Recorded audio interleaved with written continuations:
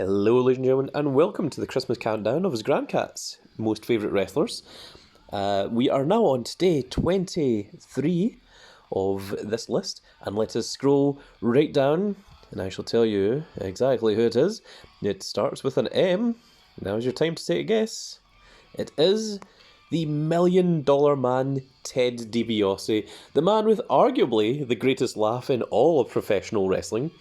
Of course, very notable during the golden era, the Hogan era. He was one of the main villains, of course, for that time.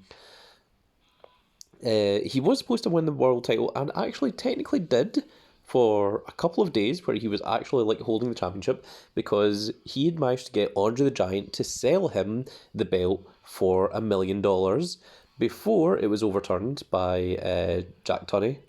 And then he was also supposed to win the tournament at WrestleMania before backstage politics kind of got in the way, and the Macho Man Randy Savage ended up taking it instead. And then Ted DiBiase never got a shot with the title since.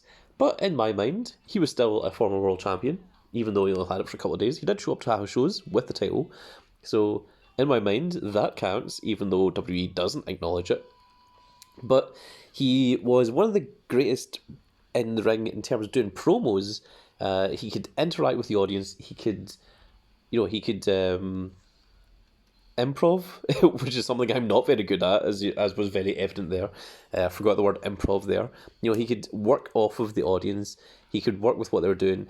But also, he was probably one of the greatest wrestlers of his era as well.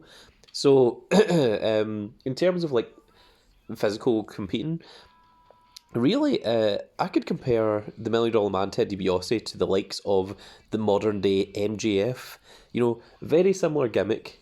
Being incredibly wealthy and shoving it in people's faces, but also having the technical know-how to actually back up him being a jerk. But also he would do so much of his his backstage politic and thing, obviously not actually backstage politics, but he would do it on screen, to hire people and have his $1 Million corporation. And of course, one of the main things that I remember him from is Money Incorporated, which was the $1 Million Man and Irwin R. Shyster. But also, he had a great tag team with Andre the Giant as well. And it was called, was it Big Money? I can't remember what the name of the tag team was with Andre and Ted DiBiase. But there we are, number 23 on the list. Well deserved for the originator and the owner of the $1 Million Championship. Of course, it is Ted DiBiase himself. So that is going to be it for this video, folks. I really hope you all enjoyed. If you did enjoy it, please give it a like, share, and subscribe. And if you are subscribed, click that notification icon so you can see when more of these videos go out.